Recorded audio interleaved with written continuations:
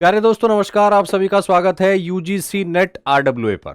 जो बच्चे तैयारी कर रहे हैं यूजीसी नेट जेआरएफ के लिए जून 2026 में, उनके लिए क्लास बेहद उपयोगी है। पॉलिटिकल साइंस की ये क्लास है। नया शो जो है यहाँ पे शुरू हो रहा है, 10 मिनट्स शो, है ना। इस तरह का छोटी वीडियो अपलोड की जाएगी हफ्ते में 2 बार, और ये बेहद उपयोगी है आपके लिए। कम समय में ज्यादा कंटेंट, परीक्षोपयोगी कंटेंट देने का प्रयास आपको यहां पर किया जाएगा। तो आज पहला आपके सामने 10 मिनट शो है पॉलिटिकल साइंस, और आज हम कवर करेंगे संविधान के भाग और उनके अध्याय। यानी कि संविधान में कितने भाग हैं, कितने अध्याय हैं, किस भाग में कितने अध्याय हैं, और संविधान के किस भाग में कहां से कहां तक आर्टिकल शामिल हैं, और इनसे संबंधित संविधान संशोधनों को भी हम देखेंगे। तो स्टार्ट करते हैं संविधान के भाग और अध्याय। ठीक है।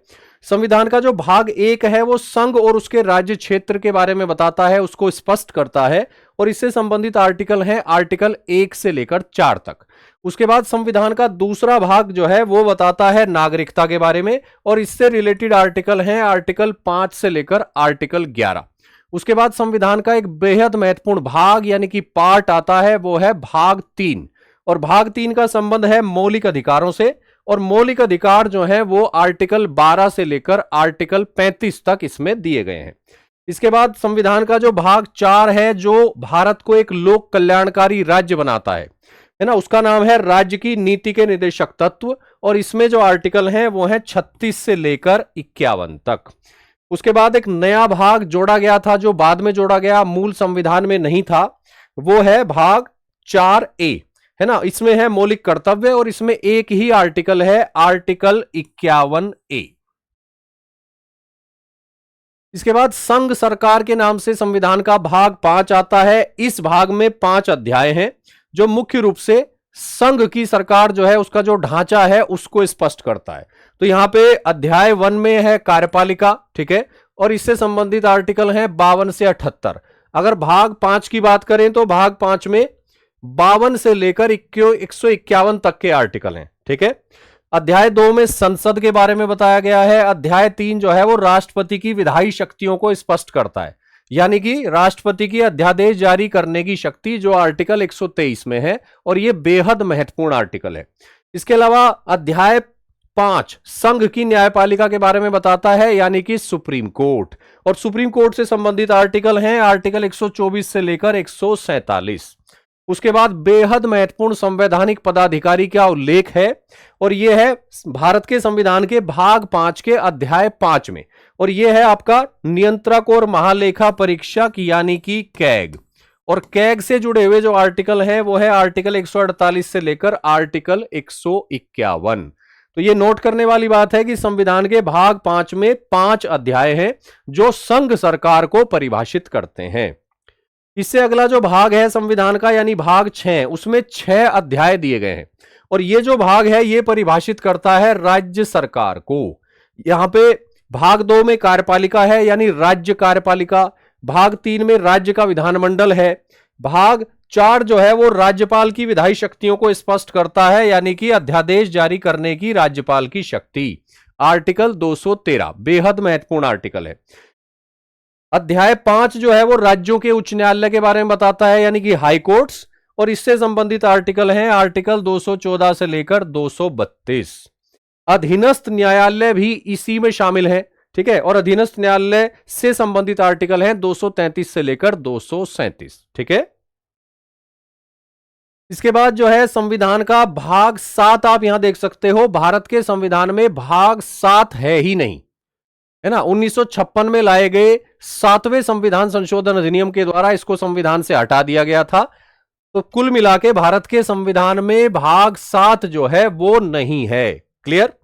उसके बाद भाग 8 आता है जिसका संबंध संघ राज्य क्षेत्रों से है। उसके बाद जो है 3 महत्वपूर्ण भाग आते हैं, ठीक है, जो बाद में संविधान में जोड़े गए। तो यहां पे आप देखते हो पंचायत है संविधान के भाग 9 में, उसके बाद नगर पालिकाएं हैं संविधान के भाग 9A में, सहकारी समितियां हैं संविधान के भाग 9B में, ठीक है। तो ये तीनों ही महत्वपूर्ण है, तीनों ही काफी महत्वपूर्ण आर्टिकल है। पंचायत वाला जो भाग है उसमें आर्टिकल जो है वो है 243 से लेकर 243O तक, है ना। तो कहां से कहां तक आर्टिकल हैं किस भाग में, यह भी बेहद महत्वपूर्ण है। ठीक है, उसके बाद भाग 10 जो है अनुसूचित और जनजातीय क्षेत्रों से संबंधित है। भाग 11 जो है वो संघ और राज्यों के बीच संबंधों को स्पष्ट करता है। ठीक है, और यहां पे दो तरह के संबंध स्पष्ट किए गए हैं, संघ और राज्यों के बीच में विधायी संबंध और संघ और राज्यों के बीच में प्रशासनिक संबंध। यानी ये नोट करने वाली बात है कि संविधान के भाग 11 में, भाग 11 में संघ और राज्यों के बीच के वित्तीय संबंध नहीं दिए गए हैं। संघ और राज्य के बीच के वित्तीय संबंध जो हैं वो भारत के संविधान के भाग 12 में हैं। ठीक है, भाग 11 से संबंधित जो कुल आर्टिकल हैं वो कहां से कहां तक हैं, 245 से लेकर 263 तक। उसके बाद चर्चा करते हैं संविधान के भाग 12 की, और भाग 12 में आप देखो वित्त, संपत्ति, संविदाएं और वाद, इनका उल्लेख है। ठीक है, और यहां पे 4 आप देख सकते हैं अध्याय हैं, और इनमें जो महत्वपूर्ण अध्याय परीक्षा के लिए अगर हम देखें तो वो है अध्याय 4 यानी संपत्ति का अधिकार। आप जानते होंगे कि संपत्ति का अधिकार पहले मूल अधिकार होता था, यानी संविधान के भाग 3 में था। वर्तमान स्थिति यह है कि संपत्ति का अधिकार जो है वो सामान्य संवैधानिक अधिकार है, उसे वैधानिक अधिकार भी बोल देते हैं, क्योंकि ये अधिनियम के माध्यम से इंप्लीमेंट किया जाता है। ठीक है, और ये कहां पे है, ये संविधान के भाग 12 में है, और इससे संबंधित आर्टिकल एक ही है, वो है आर्टिकल 300A। ठीक है, आर्टिकल 300A। तो ये महत्वपूर्ण इंफॉर्मेशन है परीक्षा के लिए। उसके बाद भारत के राज्य क्षेत्र के भीतर व्यापार, वाणिज्य और समागम से संबंधित है भारत के संविधान का भाग 13। संघ और राज्यों के अधीन सेवाओं से संबंधित है भारत के संविधान का भाग 14 है, यानी कि यूपीएससी से संबंधित, स्टेट पब्लिक सर्विस कमीशन से संबंधित और joint state public service commission से संबंधित कौन सा भाग है संविधान का, भाग 14 है। और यहां पे आर्टिकल कौन से हैं जो इससे रिलेटेड हैं, वो है आर्टिकल 308 से लेकर आर्टिकल 323। उसके बाद भाग 14 के आता है, और इसका संबंध है अधिकरणों से। अधिकरण मतलब आप समझिए ट्रिब्यूनल्स, यानी अर्ध न्यायिक निकाय। और यहां पे 2 ही आर्टिकल हैं जो शामिल हैं इसमें, एक है 323 के और दूसरा है 323 ख। ठीक है, निर्वाचन आयोग काफी चर्चा में है, वर्ष 2025 में भी, 2026 में भी। तो निर्वाचन आयोग भारत के संविधान के किस भाग में है, भाग 15। ठीक है, निर्वाचन से संबंधित है भाग 15। और यहां पे जो इंपॉर्टेंट आर्टिकल है वो है आर्टिकल 324, 325, 326, 27, 28 और 29। ठीक है, उसके बाद आता है संविधान का भाग 16, जिसमें कुछ वर्गों से संबंधित विशेष प्रावधान है, यानी अनुसूचित जातियों से संबंधित, अनुसूचित जनजातियों से संबंधित, एंग्लो इंडियंस से संबंधित भी कुछ प्रावधान थे, एक आध प्रावधान अभी भी है। ठीक है, और ये जो संविधान का भाग 16 है, इसी में आपको मिलेगा राष्ट्रीय अनुसूचित जाति आयोग, राष्ट्रीय अनुसूचित जनजाति आयोग और राष्ट्रीय पिछड़ा वर्ग आयोग संबंधी प्रावधान या अनुच्छेद। तो संविधान का भाग 16 जो है उसमें कहां से कहां तक आर्टिकल आते हैं, आर्टिकल 330 से लेकर 342 के तक। अगला जो भाग है वो है संविधान का भाग 17। इसका संबंध किससे है, राजभाषा से, यानी ऑफिशियल लैंग्वेज। तो यहां पे आप देखो संघ की भाषा, उसके बाद प्रादेशिक भाषाएं, उसके बाद सर्वोच्च न्यायालय, उच्च न्यायालय आदि की भाषा, और उसके बाद विशेष निर्देश जो दिए जा सकते हैं भाषा से संबंधित। राजभाषा से संबंधित संविधान का जो भाग 17 है उससे संबंधित आर्टिकल हैं आर्टिकल 343 से लेकर 351।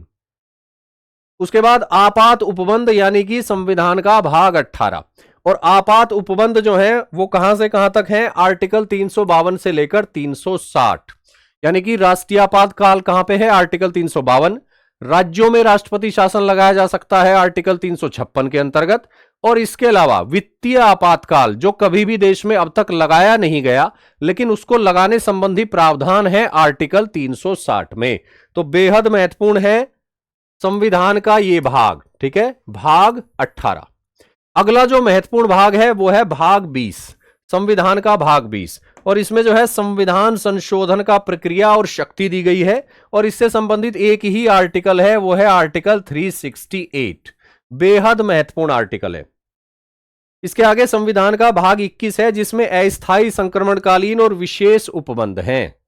यह भी महत्वपूर्ण है क्योंकि यहां पे कुछ राज्यों से संबंधित विशेष प्रावधान है। तो एग्जाम में यह पूछ लिया जाता है कि भाई कौन से राज्य से संबंधित कौन सा आर्टिकल है। तो यह बेहद महत्वपूर्ण जानकारी है आपके लिए। अब देख लेते हैं कि संविधान में जो नए भाग जोड़े गए, यानी जो भाग मूल संविधान में नहीं थे, वो कब कब जोड़े गए, किस किस संविधान संशोधन अधिनियम के द्वारा जोड़े गए। तो यहां पे आप देखोगे आपके सामने है भाग 4A, है ना, मौलिक कर्तव्य। ये 42वें संविधान संशोधन द्वारा जोड़ा गया 1976 में, नागरिकों के कर्तव्यों के निर्धारण के लिए। और 42वें संविधान संशोधन 1976 के द्वारा ही जोड़ा गया भाग 14 कै या 14A, जिसका संबंध है न्यायाधिकरण से, यानी कि ट्रिब्यूनल से। ठीक है, प्रशासनिक न्यायाधिकरण और अन्य न्यायाधिकरण। तो यहां पे जो है 42वां संविधान संशोधन अधिनियम काफी महत्वपूर्ण है, 1976 का। ठीक है, इसके माध्यम से भाग 4A जोड़ा गया और भाग 14A जोड़ा गया। उसके बाद पंचायती राज और नगर पालिकाओं से संबंधित जो संविधान संशोधन है वो आपके सामने है। ठीक है, 1992 का। ठीक है, यह भी 1992 का है, 73वां संशोधन और 74वां संशोधन।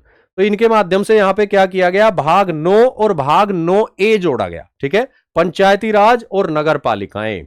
इसके अलावा भाग 9B जो है वो जोड़ा गया, उसमें सहकारी समितियों को जोड़ा गया। और यह भी बहुत महत्वपूर्ण संविधान संशोधन है, 97वां। यह हुआ 2011 में। ठीक है, तो ये तीनों पंचायती राज, नगर पालिकाएं और सहकारी समितियों से संबंधित जो संविधान के भाग हैं, यानी भाग 9, भाग 9A, भाग 9B, ये काफी महत्वपूर्ण है परीक्षा के लिए। तो संविधान में जोड़े गए भाग जो है आपके सामने है। अब देख लेते हैं कि एक भाग ऐसा रहा है जो हटा दिया गया था और अब संविधान में नहीं है। तो वो भाग कौन सा है, मूल संविधान का भाग 7।